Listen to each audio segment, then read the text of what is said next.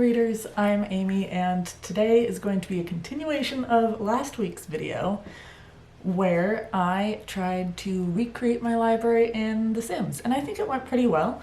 Like the first video, this is inspired by Hilla Reads. She talks about books while filming her Sims 4 play and stuff.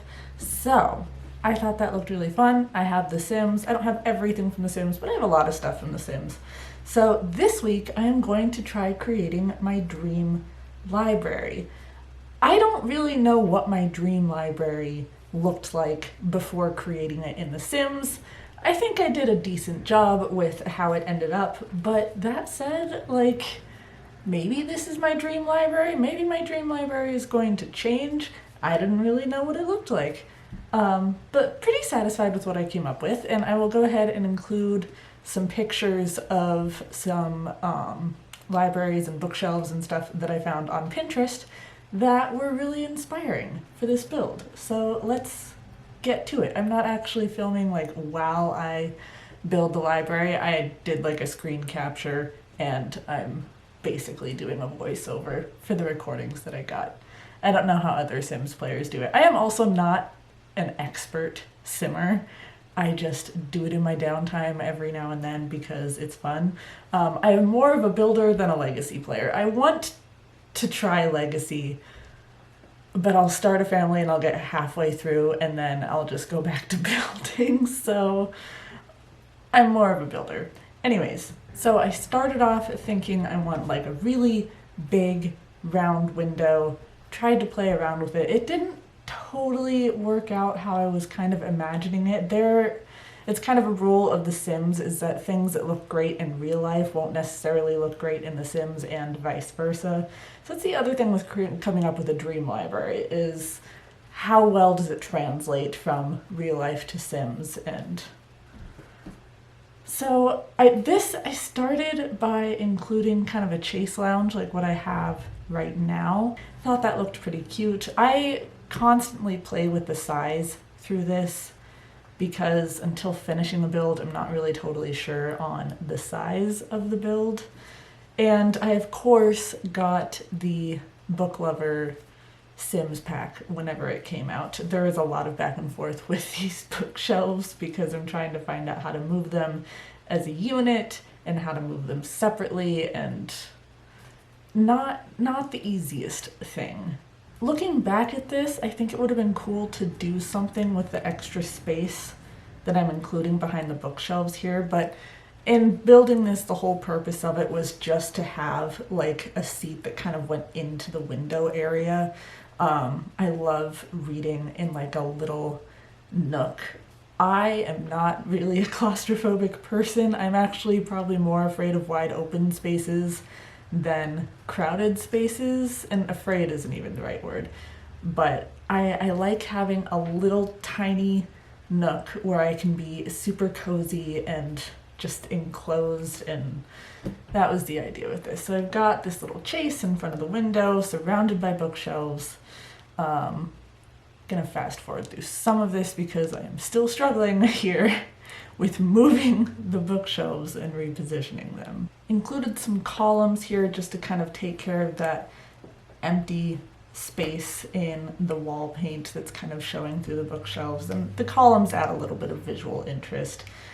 I, of course, end up surrounding this room in bookshelves. Looking back at this, I think I would have wanted to include more windows, but then I'm also thinking when there's light inside of a room, then people outside of the room can see into it, but when it's dark inside the room and light outside, people can't see into it. And so I'm thinking well, if I have a room that's just surrounded by windows, sometimes with the lighting it's going to be really easy to look in, and I don't know why that was something that I was thinking about because it's The Sims and it's made up, but it's my dream library in my build, so that's what my anxiety told me to do with the room. And this is actually my second time making the dream library because the first one I used a lot of the what was it, the Maximalist Sims pack, which I really love the stuff in there, but it was almost too much, too kitschy.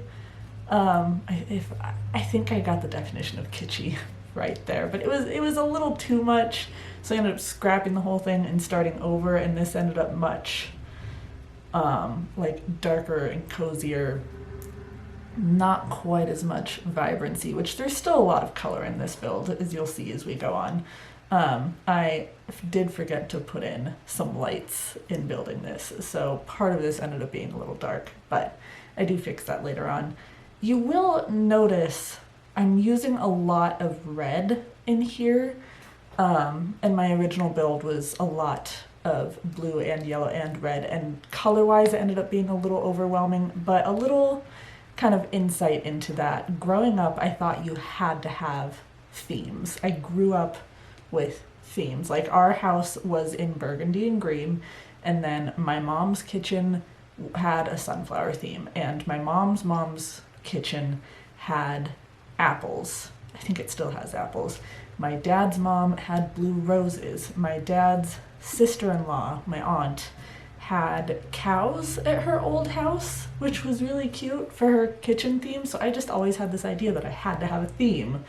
And so with my house and my decorations, I have gone with primary colors. It's hard sometimes to shop for those primary colors because a lot of things in the blue, red, yellow theme are going to be children's stuff, which is not the kind of primary color I'm going for. But I think I've started curating some of the decorations and stuff around my house pretty well for that theme. So in this build, I wanted to include some of those colors. And with my original build, like I said, there was a lot going on with colors and prints and ended up being a little too kitschy. So I pretty much stuck to red with like some accents of the other two colors. You can see in the fireplace here that there's yellow on the sides of the fireplace while the fireplace itself is red. I think it's really cool that we have that kind of swatch option for The Sims. I don't love the yellow curtains, but the yellow curtains in Sims are like yellow, whereas the yellow that I tend to use around the house is more of a mustard yellow, but it's one of the swatches that you don't really have mustard yellows in The Sims. So I went with the bright yellows here. Imagine that they're mustard yellows instead of bright lemon yellows, because that's a little strong of a yellow for me. Also, in The Sims, it's totally okay to put books right next to the fireplace because they're not going to catch on fire. I don't know if that's true. They probably do catch fire in the game, but like in my imagination, it's totally fine to store the books next to the fireplace. I did start off with these little skeleton guys above the fireplace, and I do end up getting rid of them later on. I recently have loved the idea of turning my library into like a curio cabinet area. So I keep some of the Halloween decorations out and on the cabinets, the bookshelves, and I've got candles, and I've got this little butterfly in a kind of a bell jar. I like just having odds and ends. I have a bird skull because I found some leftover bird outside, and being in a family of taxidermists really, sets you up to turn your area into a curio cabinet. So I called my dad, and he helped me figure out how to clean the skull of this bird that I found, and I just displayed it on my bookshelf. Yeah, I was the weird one growing up, but I think it just made me more artistic in some ways. Lots of plants going into this build. I have lots of plants in my library currently because it has some of the best light for the plants, and I don't have very many windows on the right sides of the house to really put plants, so all of my plants end up gathering in one section. I would love to have more plants here in the office, but the only window is right next to the cat tower, and that doesn't seem like a great idea. So I've got my fake plant here to dress it up a little bit. Honestly, I should probably do more with fake plants because right now we've got a bug problem and half my plants are always dying. It's gotten better, but anyways. Bookshelves on top of this cabinet here I end up doing away with, but the cabinet I think is from the paranormal Sims pack, which I also really love. The decorations in that, like, I love this cabinet. I would totally have that cabinet in my real dream library. It just, oh, I love it.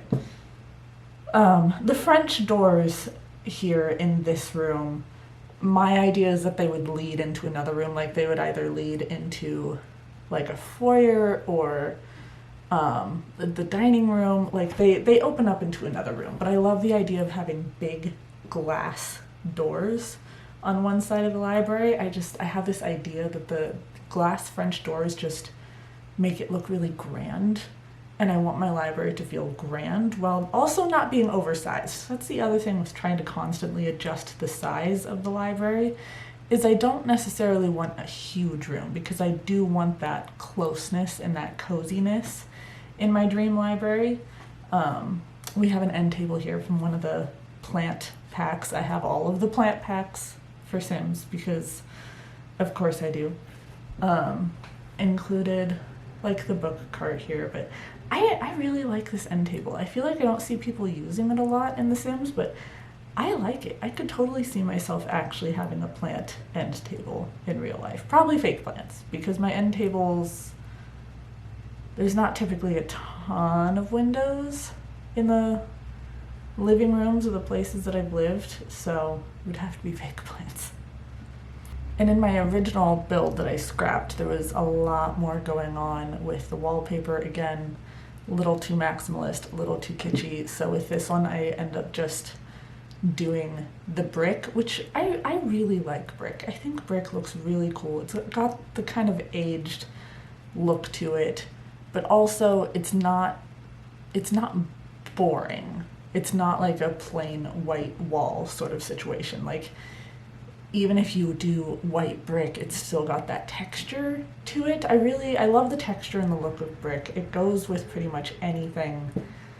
So I think it ended up working really well for this build. The end table here, I end up playing with a lot. There are so many little tables in my actual library. A lot of them house plants. So many are covered in like plants and books that I end up not actually having a place to set food and drink. So in setting this up, I was thinking, oh, I could have like a little end table to set snacks and stuff. And of course, the first thing I put on it is a skull, because curio cabinet aesthetic. I also found this little, like, I think it's a magazine rack that I put in. When we went to Vegas, which you can check out my Vegas vlogs, my husband used to have a big collection of 90s Spider-Man comics, and he lost them in a move. They ended up accidentally going to Goodwill.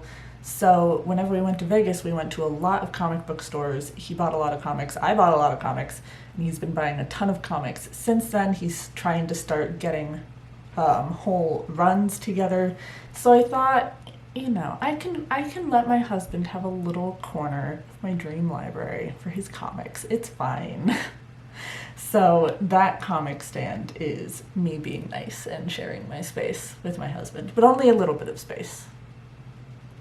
Here there was a lot of back and forth looking at some of the decorations that are available, and I had never actually found where the ladders were stored, so I tried to add in a ladder here. I don't know why adding a ladder just completely changes the color. I think it has to do with the environment and the fact that there's no room above this, so it's probably taking in the Sims environment and adding that light to here. But the idea with the ladder, really just, I want bookshelves someday that are just tall enough that I need a ladder, so that was the idea with that. And then I've got this kind of gallery wall that I'm building up. I have a gallery wall in my current library. I like just having fake plants and mirrors and pictures hanging on the wall. Again, just looking like a collection or a gathering of different things that I like and parts of my personality. So that's kind of the story behind that. In general, I love mirrors. I think they look so cool. I think they add so much to a space. I put a mirror behind the fireplace here because in my imagination I can do that. I don't think you can do that in real life, because my idea of it was that if you have a mirror behind something that hot, it's gonna cloud it up really fast, I think. I don't know that that's actually true. I just think that's what would happen. I haven't actually looked up the interaction between mirrors and heat, but anyways, in my imagination, in my dream library, I'm gonna have lots of mirrors in the room because I just think it's a really cool look. Kind of looking around the library here, trying to see is there anything else I want to add. Am I pretty much good? I looked at different lamps for a bit just to add like a little more light, because I wouldn't really want a center ceiling light in my library. I think I would want like a bunch of little lamps or taller lamps to add like spots of light. I really love these ones. I don't remember what kit they're from, but I like that they're different colors. I like that it's got that kind of stained glass look. Put them in right next to the window because I imagine the window being my favorite spot to read, and you know, you're not always going to have natural light. And yeah, that is the dream library so far. I imagine my dream library will change a little bit whenever it comes to building my actual dream library. Who knows how it's going to turn out? It's going to have to do with the setup of the space and everything, but for now, I can see this being what my dream library would look like. Comment below with what you would include in your dream library. How big would it be? Would you do rainbow organization? I would not. I tried rainbow organization once and just, it doesn't work for me and my brain. It looks cool, but just not my personal favorite way of organizing. But yeah, I hope you liked these Sims videos. Again, shout out to Hillary from Hillary Reads for inspiring me to try some book-based Sims builds. So please like, subscribe, be my friend on social media, and we'll catch all of you in the next video. Bye, friends.